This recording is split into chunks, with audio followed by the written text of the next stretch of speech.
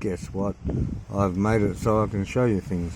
That's the Happy Camper. That's just a trailer with all our shit in it. She's loaded up. Just unloading, setting up the tent, and up for a new one, unfortunately.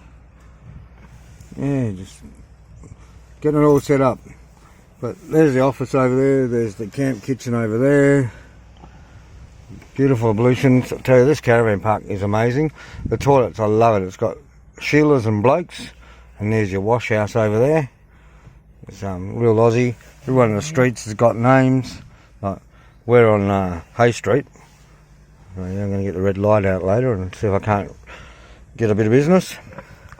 But yeah, a good spool for this Capricorn caravan park is it's extremely quiet so far.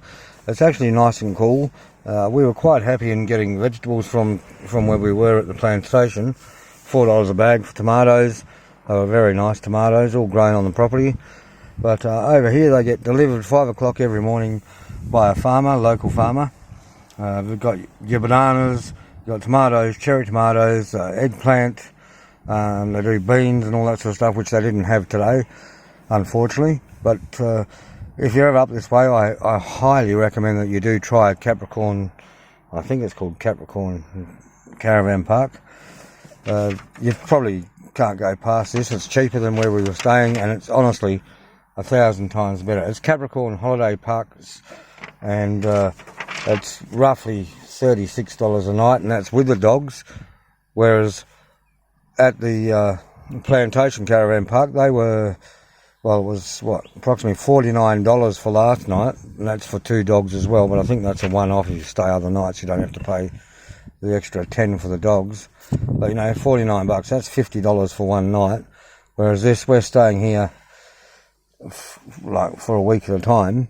It's $252 a week, which is a bit dearer than where we were staying in Mandurah. But it's absolutely, you know, worth every cent of it so far. Everything is just outrageously clean. I've seen them going around spraying weeds, and like you know, we've lived in the caravan park for well over 8 months, and never once did you see them spraying for weeds. The grounds are just kept so immaculate. It's really, really lovely.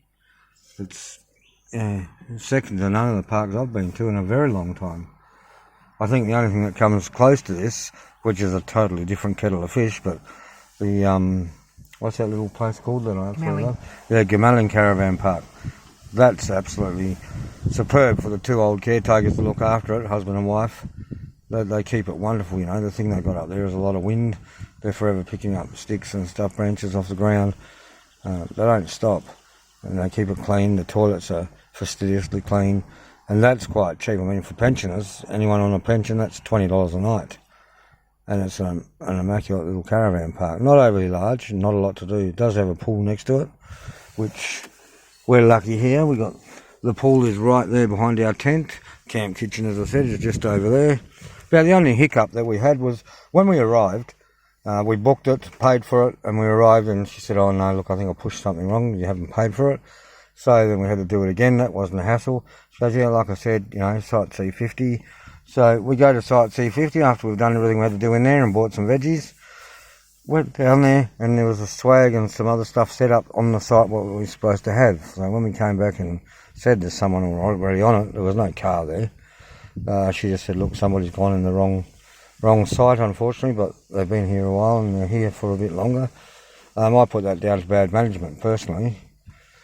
They should have been checking that sort of thing, but, you know, everyone makes mistakes.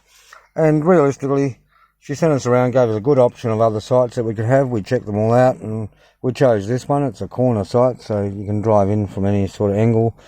It's just lovely. We're that close to the laundry and the toilets, but not too close that you hear somebody having a crap.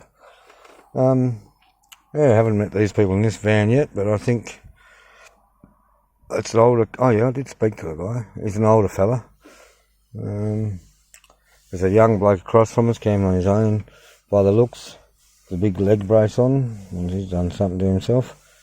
But yeah, he seems quite quiet as well. I think we might enjoy it here, but only time can tell, really. It is a pleasant park so far. So anyway, I'm going to stop dribbling my shit, and I'll let you all go. And talk to you soon when we're on another adventure down the beach or the mangroves or whatever. But yeah, Carnarvon is the go for me. I love the weather. The temperature is just perfect. Like I said, 23 or 23.5 now. I don't think you can go past that sort of weather, and there's a bit of a breeze, so that keeps it a little bit cool. We're just setting up slowly, there's no rush. Like we said, we're going to be here for at least a couple of weeks, maybe even a month. It's, yeah, just a nice atmosphere, really. See what it's like at night. The other place was too loud. You've got the roadhouse right out the front of it, where all the big trucks pull up, and all you hear all night is from brakes and bloody all sorts of crap, and the doors on your toilets just bang, bang, bang. You've got one key for the two of you, so if you both need to go at the same time, one's got to let the other in, then bolt around the other side. Whereas here, you don't need a key for the ablutions, they're just left open. And again, like I said, absolutely spotless. Very spacious. I mean, I couldn't believe it. It's just, this is like a resort compared to the other place. I know they've just bought the other place and they're trying to fix it up, but realistically, they know what they bought. They've been there 4 months and they haven't changed a scrap of things yet. So, wasn't too impressed with actually the way they were this time. The nice lady that was there a fortnight ago when we was here, she's gone. They had to let her go apparently because she had 2 jobs and eventually she'd leave anyway, so they decided to sack her. Not good. She was very good. She sprouted for them big time. When I was talking to her, she was saying how they just bought it and how things were going wrong, and she was backing them, but yet they sacked her, so that turned me off as well. This place isn't as, like, the staff wasn't as personal like she was, but, you might get like that once you go in and pay another week next week, and, yeah, you just don't know. But friendly enough, that's for sure. Some people don't like that personal touch too, so it might be good for some of you. Anyway, like I said, I'm going to go. I'm going. Good day. Goodbye. Hooroo.